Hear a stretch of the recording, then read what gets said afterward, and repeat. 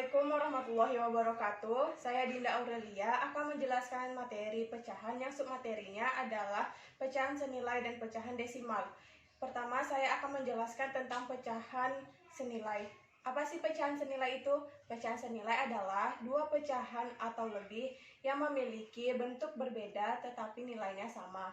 Untuk menentukan pecahan senilai, kita dapat membagi atau mengalihkan pecahan tersebut dengan pecahan yang sama. Terdapat tiga konsep yang dapat kita lakukan untuk memahami pecahan senilai. Yang pertama yaitu menentukan pecahan senilai dengan menggunakan garis bilangan. Nah, di sini saya sudah gambarkan bagaimana bentuk dari garis bilangan. Di sini bisa dilihat bahwa terdapat 5 garis bilangan, 1, 2, 3, 4, dan 5. Di sini bisa dilihat bahwa terdapat beberapa pecahan yang berada di garis putus-putus. Apabila pecahan tersebut berada di garis putus-putus, maka pecahan tersebut merupakan pecahan senilai. Sebagai contoh, pada garis yang kedua ini, yaitu 1/3, dan garis yang nomor 5 pada pecahan 2/6 merupakan pecahan senilai karena berada di garis putus-putus yang sama. Mengapa 1/3 dan 2/6 ini adalah pecahan senilai? Karena dimana pecahan 1/3 dan pecahan 2/6 yang mana penyebutnya adalah 3 dan 6, dimana 3 dan 6 itu sama-sama dapat dibagi oleh 3. Oleh karena itulah 1/3 dan 2/6 itu merupakan pecahan yang senilai. Yang kedua yaitu menentukan pecahan senilai dengan menggunakan gambar. Nah, di sini saya sudah menggambarkan dua bentuk gambar sebagai contoh untuk menentukan pecahan senilai. Nah, di sini terlebih dahulu kita harus menentukan pecahan berapa yang ada di gambar. Seperti gambar yang pertama ini, pada pembilangnya kita harus menghitung terlebih dahulu berapa banyak daerah yang diarsir. Di sini terdapat satu daerah yang diarsir, maka dapat kita tuliskan pembilangnya adalah 1. Dan untuk penyebutnya itu kita hitung semua daerah termasuk yang diarsir seperti ini. Berarti di sini ada dua daerah yang sudah diarsir maupun yang belum diarsir. Berarti di sini kita tuliskan 2. Pada gambar nomor 2, sama seperti gambar yang pertama, untuk pembilangnya, maka kita harus menghitung terlebih dahulu daerah yang diarsir. 1, 2. Berarti kita tuliskan di sini bahwa pembilangnya adalah 2. Dan untuk penyebutnya adalah kita hitung semua daerah yang ada di gambar tersebut. 1, 2, 3, dan 4. Nah, di sini mengapa 1/2 dan 2/4 itu disebut pecahan yang senilai? Kita lihat di sini bahwa 1/2 penyebutnya adalah 2 dan 2/4 penyebutnya adalah 4, di mana 1/2 dan 2/4 ini sama-sama bisa dibagi 2. Oleh karena itulah mengapa 1/2 dan 2/4 ini termasuk ke dalam pecahan senilai. Yang ketiga, menentukan pecahan senilai dengan mengalihkan dan membagikan. Nah, di sini kita untuk menentukan pecahan senilai itu kita dapat mengalihkan atau membagikan pembilang dan penyebut dengan pecahan yang sama. Contohnya, yang pertama saya akan menjelaskan tentang mengalihkan. Contoh dari mengalihkan yaitu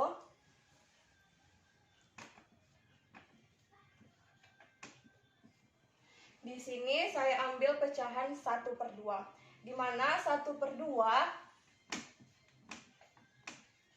dikalikan dengan pecahan yang sama, yaitu saya ambil di sini adalah pecahan 2/2.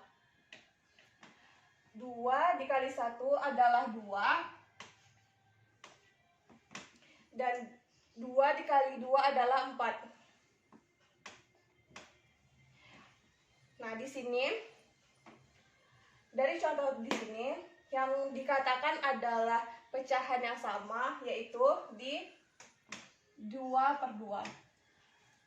Contoh lainnya yaitu 1/2 juga.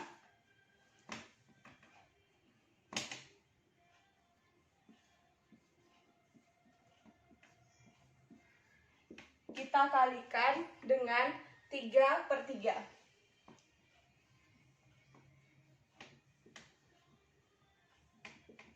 3 dikali 1 adalah 3. Dan 3 dikali 2 adalah 6.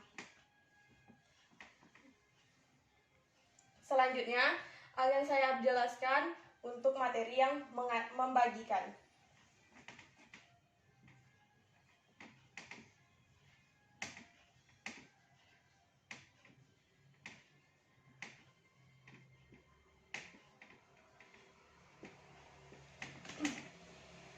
Pada membagikan ini, konsepnya itu hampir sama dengan mengalikan. Contohnya seperti ini.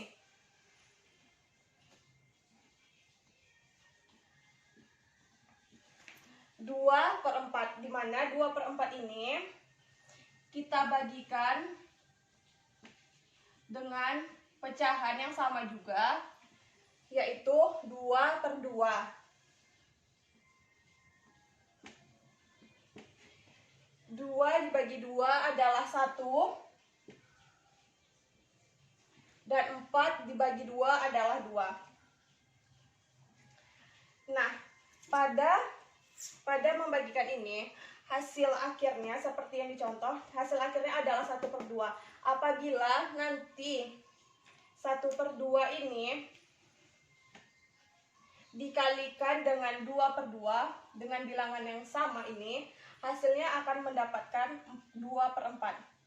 Kita contohkan. 1/2 dikalikan dengan 2/2 sama dengan 2/4. Seperti itu untuk membagikan dan mengalikan. Selanjutnya saya akan menjelaskan submateri pecahan desimal. Pecahan desimal adalah pecahan yang mempunyai penyebut khusus, yaitu persepuluhan, perseratusan, perseribuan, dan seterusnya. Di sini saya akan menjelaskan satu persatu dari penyebut khusus di pecahan desimal. Yang pertama yaitu konsep persepuluhan. Di sini apabila pecahan tersebut adalah 1/10, maka kita bisa saja langsung membuat hasilnya adalah 0,1. Untuk konsep persepuluhan ini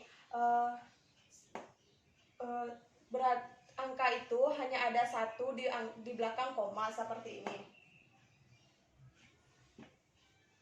Nah, yang kedua, apabila soalnya itu 1/2, maka kita harus mengubah pecahan tersebut untuk mendapatkan penyebutnya adalah 10. Maka di sini jika dia 1/2, maka kita dapat mengalikan 1/2 dengan bilangan yang sama, yaitu seperti ini. 1/2 dikalikan dengan 5, maka hasilnya akan dapat 5/10. Apabila sudah dapat penyebutnya itu adalah persepuluhan, maka kita bisa langsung mengubahnya ke bentuk desimal, yaitu 0,5. Tetap saja di belakang koma itu terdapat satu angka.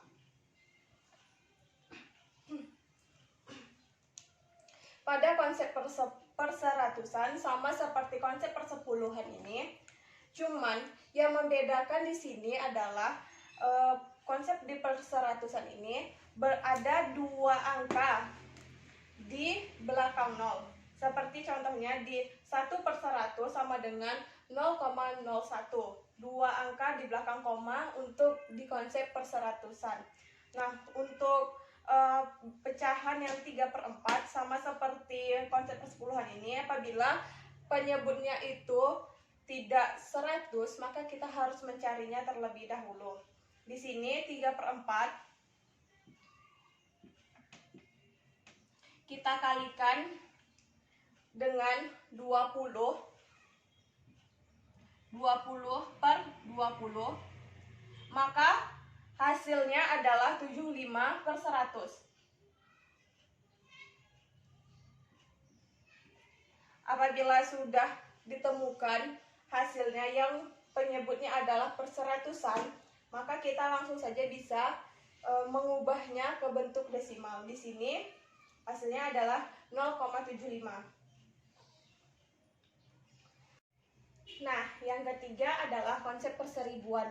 Pada konsep perseribuan ini sama juga dengan konsep persepuluhan dan konsep perseratusan. Yang membedakan di sini pada konsep perseribuan angka di belakang koma adalah 3.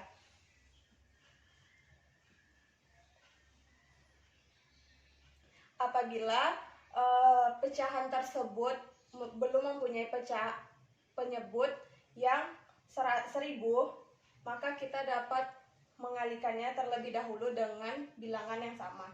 Seperti ini. 1/8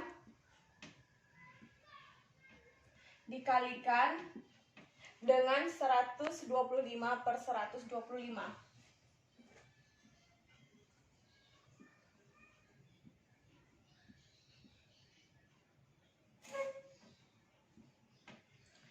Satu dikali 125 adalah 125. 8 dikali 125 adalah 1000. Apabila telah mendapatkan pecahan yang penyebutnya adalah 1000, maka kita dapat mengubahnya langsung ke bentuk desimal, yaitu hasilnya adalah 0,125. Lalu selanjutnya akan saya jelaskan mengubah desimal ke pecahan. Nah, di sini saya sudah menuliskan contohnya. Di sini adalah desimal dari 0,35 dan yang kedua contohnya adalah 4,5. Di sini kita uraikan terlebih dahulu. Untuk 0,35 maka 0, 3 dan 5 ini harus diuraikan terlebih dahulu dengan memisahkan pecahan-pecahan tersebut, yaitu 0 di sini ditambahkan dengan 3/10 ditambah 5/100. Di sini bisa dilihat bahwa penyebut dari 3 dan 5 adalah berbeda. Ini disebabkan karena 3 berada di satu angka belakang koma. Oleh karena itu penyebutnya adalah 10 dan sedangkan 5 itu posisinya ada 2 angka di belakang koma. Oleh karena itu penyebutnya adalah 100. Nah, di sini karena perbedaan penyebut antara 3 dan 5, kita harus menyamakan terlebih dahulu penyebutnya. Di sini yang dapat diubah yaitu 3/10, di mana 3/10 ini harus dikalikan dengan pecahan yang sama, sehingga 3/10 dikalikan dengan pecahan yang sama yaitu 10, agar nanti menghasilkan pecahan atau penyebut itu adalah 100.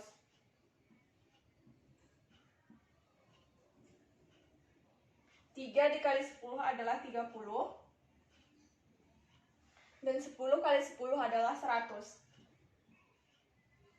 Maka dapat kita letakkan di sini bahwa 0 ditambah 30/100 ditambah 5/100. Setelah itu di sini yang digunakan hanya 30/100 dan 5/100. 30 ditambah 5 adalah 35. 100 tetap dijadikan penyebutnya itu 100, tidak ditambahkan karena sudah ketentuannya seperti itu. Nah, di sini kita dapat menyederhanakan 35/100 itu menjadi 7/20.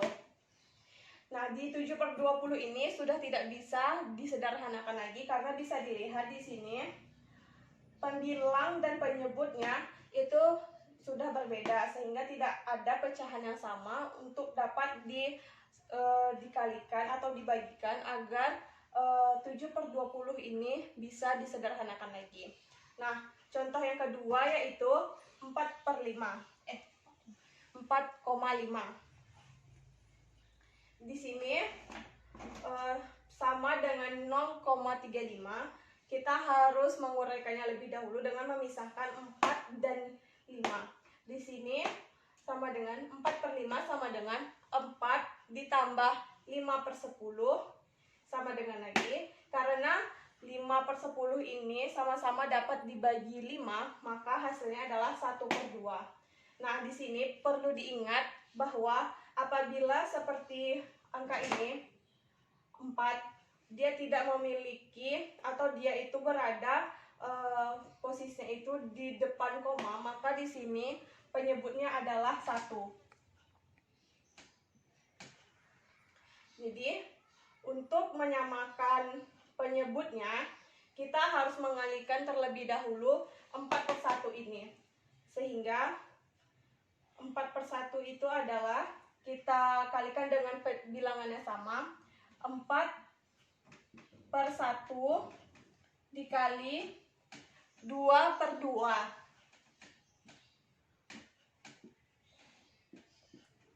4 dikali 2 adalah 8. Sedangkan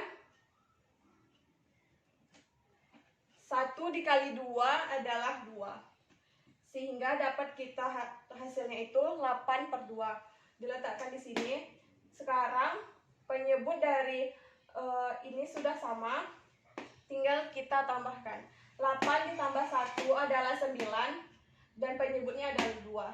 Di sini bisa dilihat bahwa 9/2 ini merupakan pecahan yang berbeda atau bilangan yang berbeda sehingga tidak dapat disederhanakan lagi karena tidak ada pecahan yang bisa dikalikan yang sama dengan 9.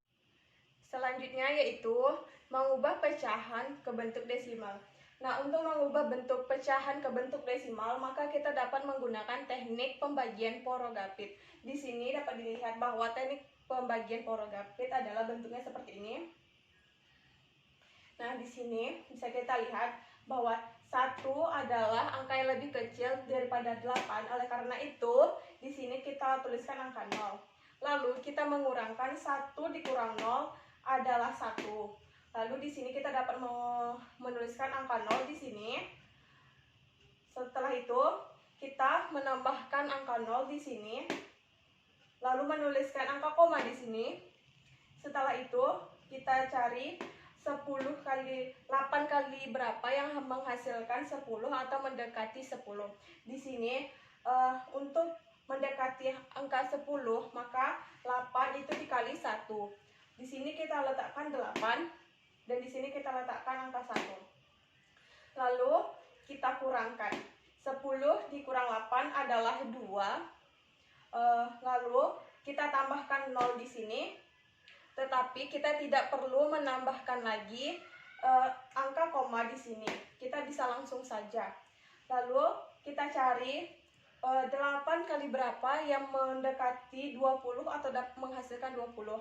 Di sini bisa dilihat bahwa 8 dikali 2 adalah 16, yang berarti 16 itu mendekati angka 20. Maka di sini kita letakkan angka 16. Di sini angka 2. Lalu kita kurangkan. Setelah dikurangkan, hasilnya ada 20 dikurang 16 adalah 4. Lalu kita tambahkan lagi 0 di belakang 4 tanpa harus menambahkan angka koma di sini. Lalu kita cari 8 kali berapa yang dapat menghasilkan angka 40 atau mendekati 40. Nah, di sini bahwa 8 dikali 5 adalah 40, maka kita bisa langsung menuliskan di sini 40 dan di sini 5. Maka apabila dikurangkan, 40 dikurang 40 adalah hasilnya 0. Perlu diingat bahwa pada teknik pembagian porogapit ini tidak mengharuskan hasil akhirnya adalah 0. Karena apabila kita telah mendapatkan 1 atau 2 atau 3 angka di belakang di belakang koma, maka kita telah bisa menghentikan pencarian teknik pembagian Porogapit ini. Lalu selanjutnya yang terakhir adalah mengubah pecahan campuran menjadi pecahan desimal. Di sini terlebih dahulu kita harus menguraikan pecahan campuran ini, yaitu 3/1/8 menjadi seperti ini. 3 ditambah 1/8. Nah, 1/8 ini kita ubah terlebih dahulu ke bentuk desimal. Yang bentuk desimalnya adalah 0,125. Dan di sini langsung saja kita buat 3 ditambah 0,125. Kita tambahkan itu menjadi 3,125. Mengapa jadi 3,125? Karena pada penjumlahan bilangan berkoma bentuknya adalah seperti ini.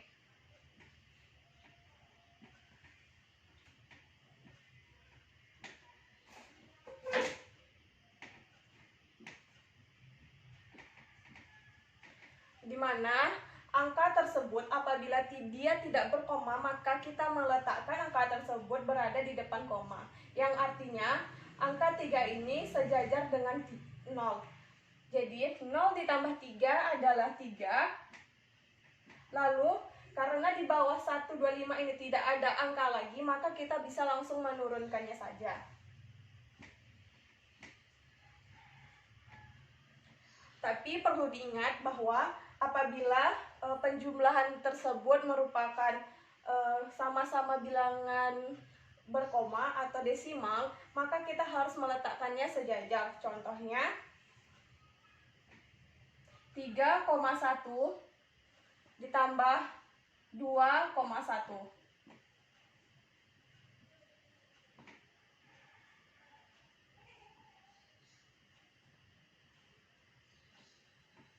Di mana 1 ditambah 1 adalah 2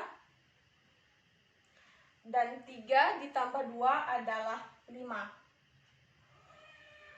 Maka hasilnya adalah 5,2. Sekian dari penjelasan saya. Mudah-mudahan teman-teman semua bisa mengerti apa yang saya jelaskan. Sekian. Assalamualaikum warahmatullahi wabarakatuh.